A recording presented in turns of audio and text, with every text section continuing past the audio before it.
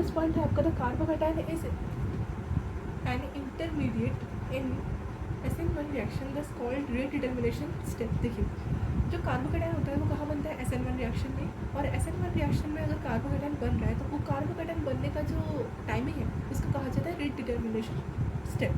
Rate determination step कहने का एक मकसद है क्योंकि वो बहुत स्लो होता है, ठीक है। और फास्ट कहाँ होता है जहाँ न्यूक्लियोफाइल अटैक कर रहा होता है, वो सेकंड स्टेप होता है, वहीं दो स्टेप में आपको खत्म हो जाता है रिएक्शन। कौन सा रिएक्शन? SN1 reaction. चलिए फर्स्ट पॉइंट हो गया। Second point, Lewis acid favours SN1 because Lewis acid generates carbocation. देखिए लुईस एसिड क्या होता है? जो लोन पेयर एक्सेप्ट करे, और लोन पेयर एक्सेप्ट कौन करेगा? कार्बोकैटायन। इसे लुईस एसिड कौन जनरेट करता है? मतलब लुईस एसिड ही जनरेट करता है कार्बोकैटायन, ठीक है। चलिए थर्ड, रीअरेंजमेंट इज पॉसिबल। देखिए रीअरेंजमेंट क्या होता है? देखिए कार्बोकैटायन बन रहा है तो कार्बोकैटायन की स्टेबिलिटी के ऊपर ही डिपेंडेंट होता है कि SN1 कितना अच्छे से हो, ठीक है। और कौन डिपेंड होता है? वीक बेस होना चाहिए और स्ट्रॉन्ग न्यूक्लियोफाइल के प्रेजेंस में होना चाहिए, तब तो SN1 रिएक्शन बहुत इजीली पॉसिबल होगी, मतलब कार्बोकैटायन का जनरेशन बहुत अच्छे से होगा।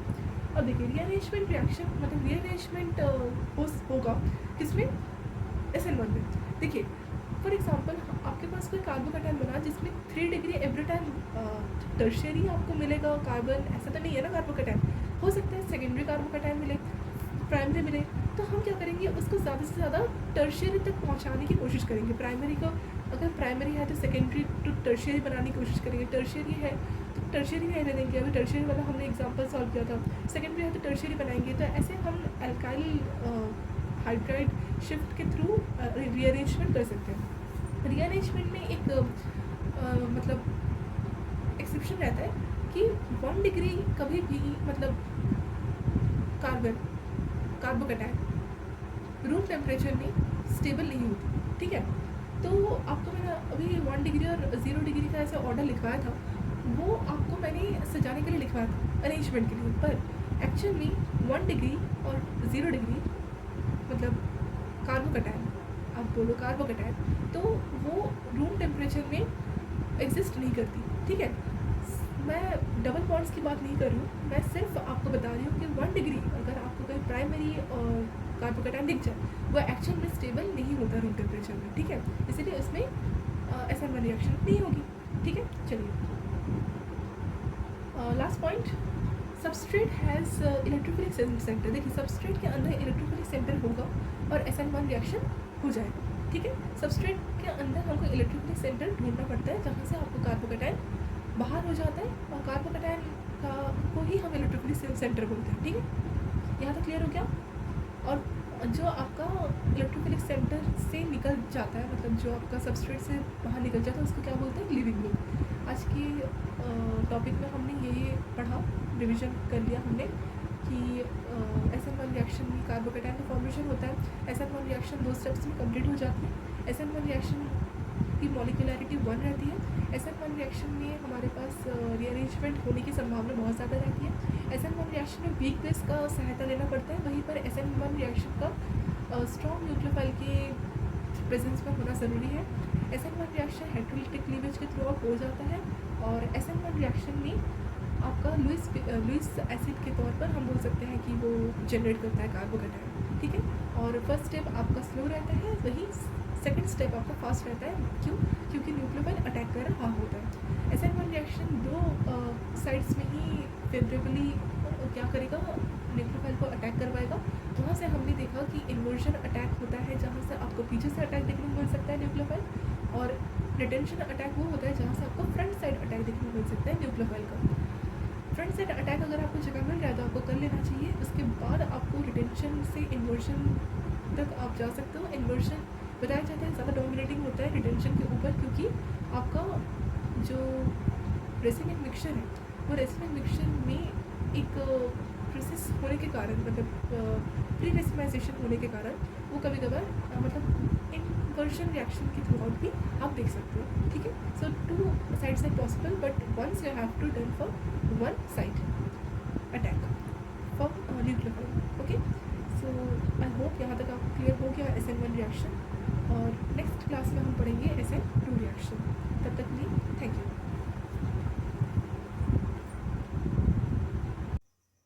Hello students, welcome to make the day science classes. I am Ankita और आज हम पढ़ेंगे SN2 मैकेनिज्म, केमिस्ट्री का, ऑर्गेनिक केमिस्ट्री का पार्ट है।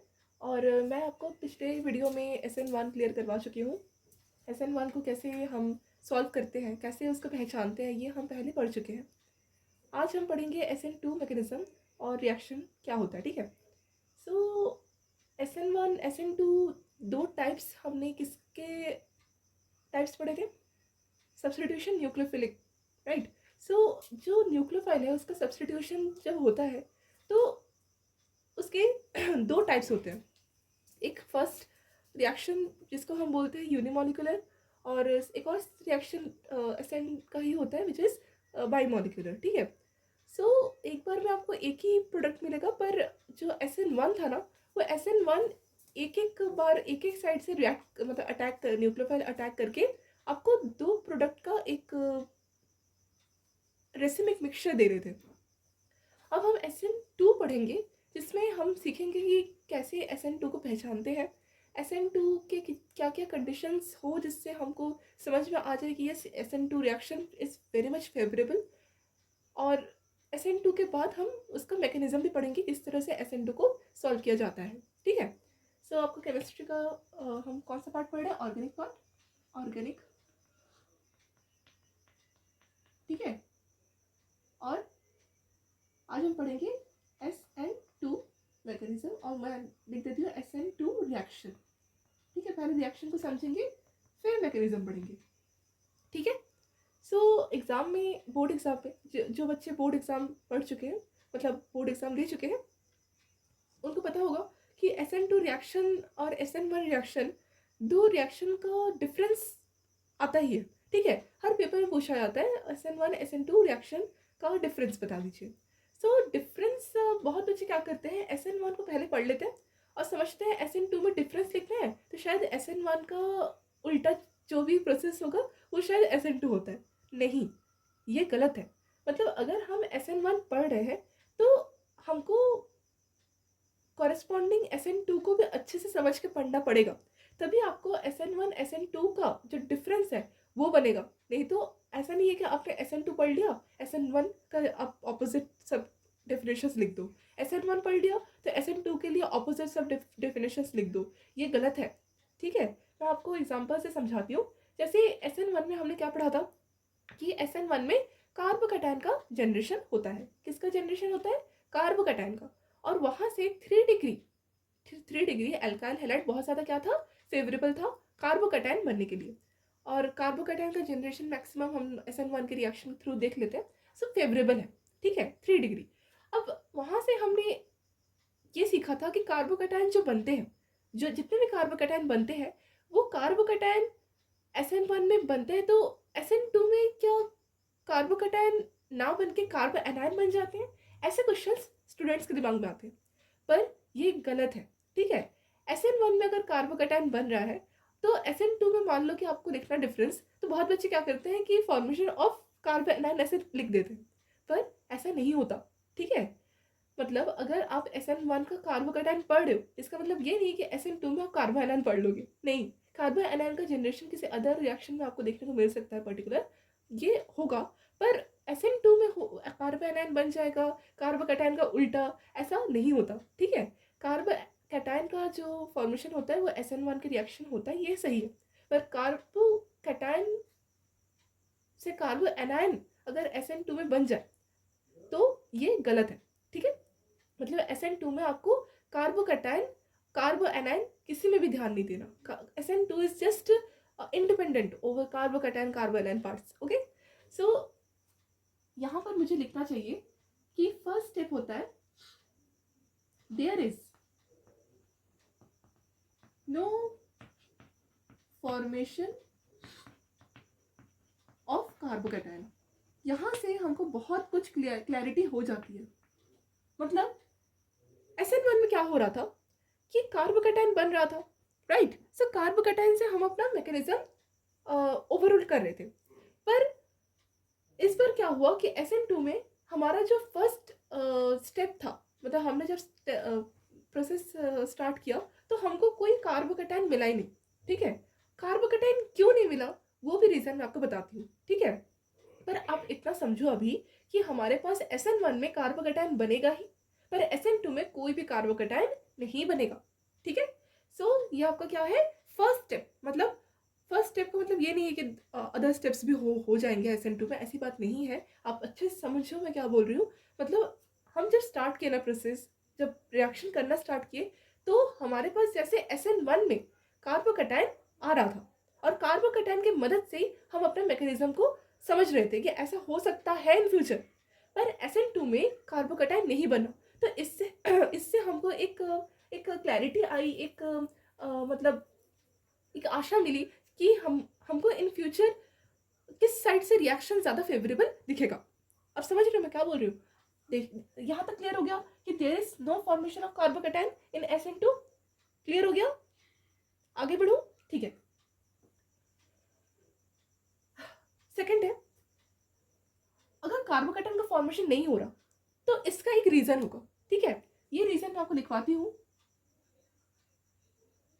The reaction of SN2 should be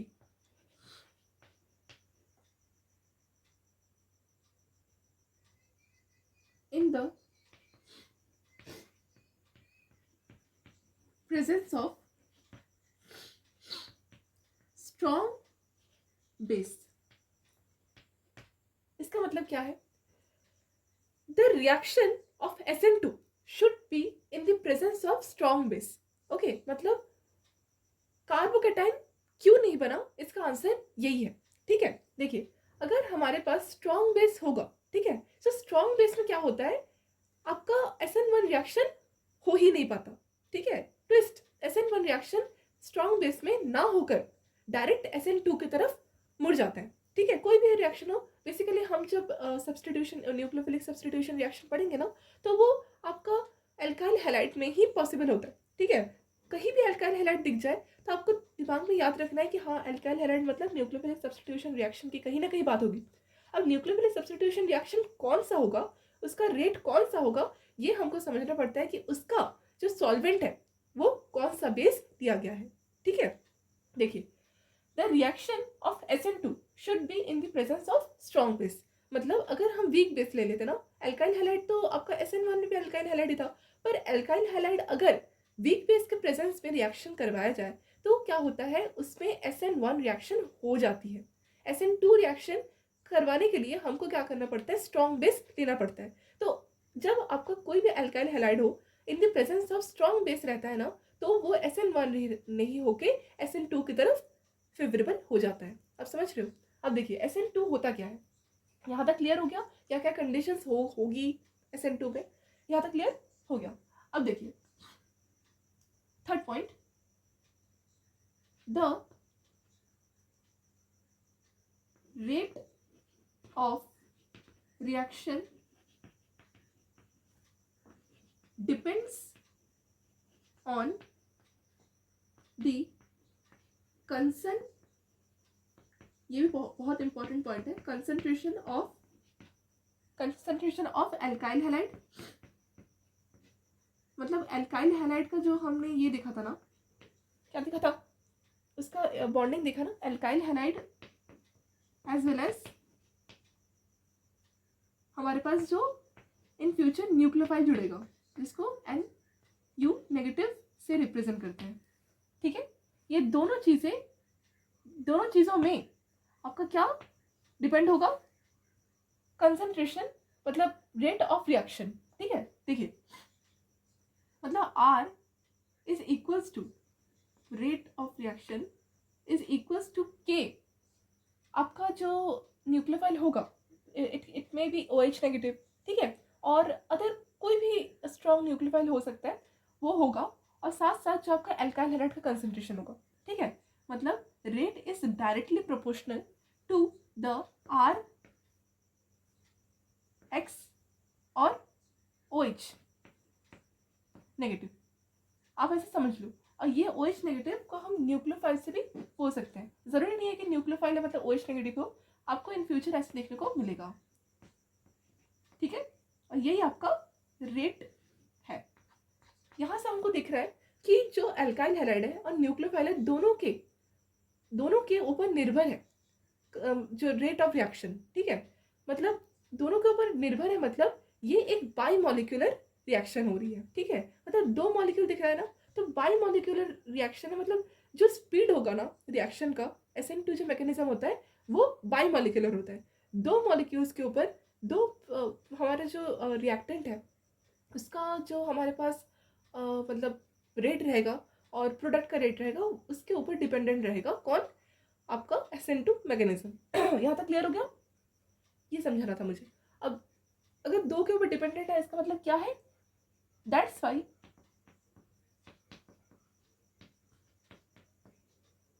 this reaction is called by molecular, मतलब न्यूक्लियोफिलिक यहाँ लिख देती हूँ,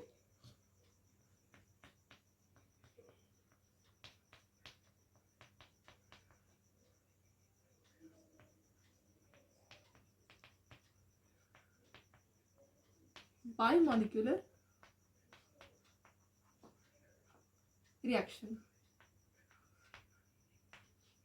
यहाँ तक नोट करें, ये वाला आंसर यहाँ पर है ना, ये यहाँ तक नोट करें, फिर हम नेक्स्ट टॉपिक में मूव करेंगे।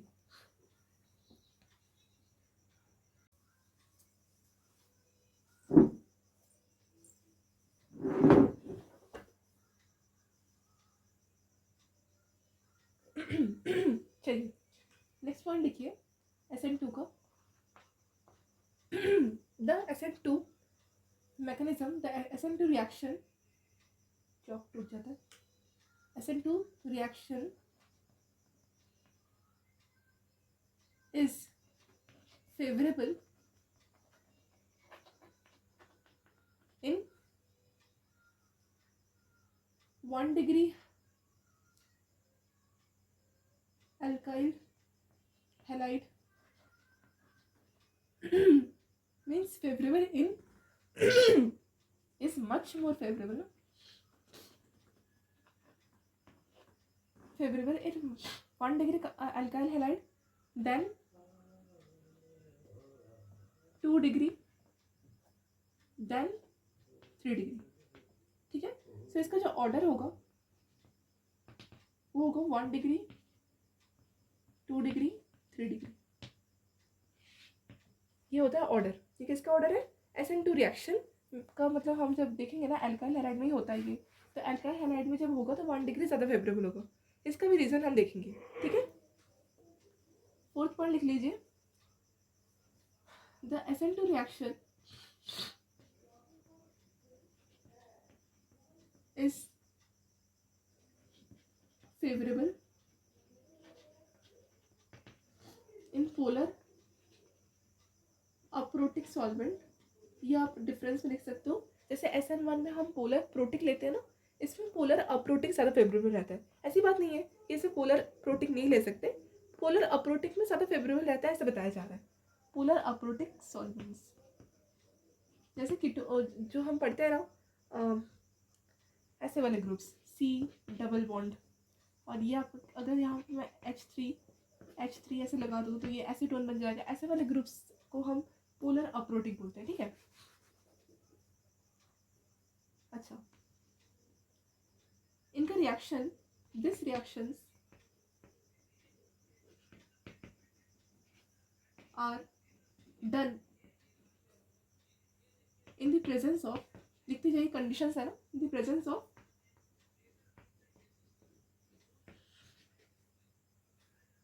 क्या बताया था मैंने, strong nucleophile like OH negative, Cl negative, Br negative, like this. They all are what? They all are strong nucleophiles. Okay?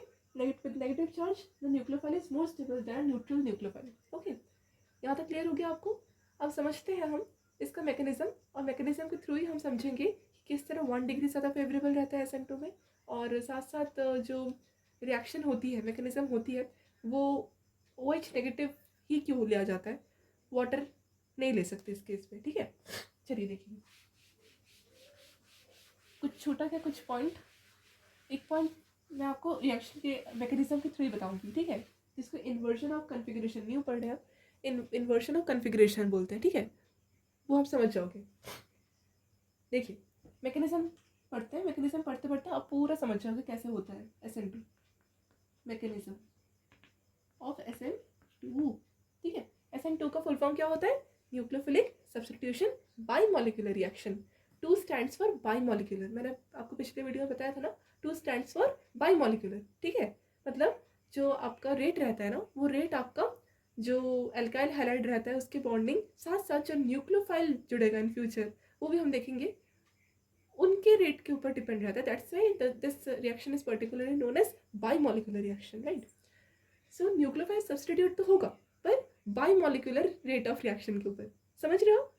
अच्छा, अब हम इसको मैकेनिज्म समझते हैं, इसका मैकेनिज्म क्या होता है, कैसे होता है। देखिए फर्स्ट में एक एल्काइल हैलाइड हमको लेना है, ठीक है। सो एल्काइल हैलाइड में आपको 3 तरीके से एग्जांपल देकर समझाऊंगी, 1 डिग्री, 2 डिग्री, 3 डिग्री। वहाँ से हम समझ जाएंगे क्यों 1 degree is much more favourable for SN2। देखिए पहले मैं आपको एक 1 डिग्री एल्काइल हैलाइड दिखाती हूँ, कैसे दिखता है 1 डिग्री एल्काइल हैलाइड। C एक कार्बन और उसमें जुड़ा है आपका एक हैलोजन ग्रुप, लाइक समझ लीजिए Br ले लीजिए, Br मतलब ब्रोमीन, ठीक है, ब्रोमाइड के फॉर्म पे जुड़ा हुआ है। अब ये कार्बन 1 डिग्री वाला कार्बन है, मतलब इस कार्बन के साथ जिसमें ये फंक्शनल ग्रुप ब्रोमीन जुड़ा हुआ है, ये कार्बन सिर्फ एक कार्बन के साथ जुड़ा होगा, मतलब कुछ ऐसे। It is called 1 degree alkyl halide.